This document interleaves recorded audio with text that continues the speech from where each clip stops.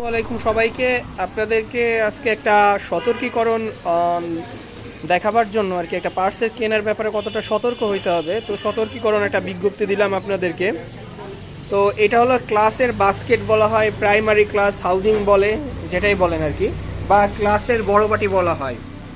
এটা হলো একটা ইন্দো গাড়ি, যে গাড়িটার কথা আমি বলছিলাম যে আপনার প্রায় 80,000 টাকা ওনারা খরচ করছে, বাট সাউন্ড ঠিক হয়নি। আমাদের কাজ শেষ সাউন্ডের, এখন গাড়িটাকে আর কি আমরা কাস্টমারকে দিব। তো ওনার এই হাউজিংয়ের বাটিতে প্রবলেম ছিল। ইন্দোর বাটি আর ইন্ডিয়ানের বাটি আলাদা থাকে, মানে দুইটার এই বেবি পিনিয়াম বা সেকেন্ডারি পিনিয়াম, এই পিনিয়াম দুইটা আলাদা বিদায় বাটিগুলো আলাদা হয়।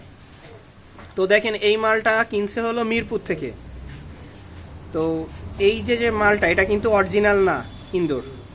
এই ভিতরের দিকে দেখেন এইখানে কত রিপিট করা, এই ভিতরে সব রিপিট করা, রিপিট করে এটা কালার করে দেওয়া।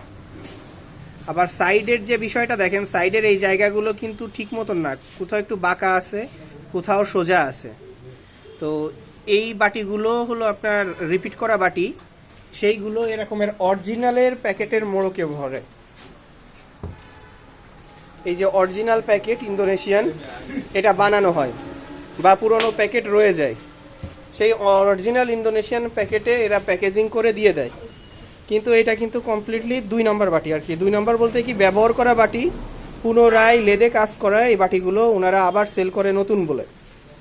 এই সমস্ত কিছু নতুন করে ঘষে টষে করে। দেখেন এইখানে অরিজিনালি রিপিট থাকার কথা হলো এইখানে 3-4টা রিপিট, কিন্তু এই সাইড দিয়ে দেখেন আরও কত রিপিট দেওয়া, কিন্তু অরিজিনাল বাটিতে এই রিপিটের বাইরে আর কোনো রিপিট থাকে না। সো কেনার আগে সবাই এই বিষয়টাই দেখে নেবেন।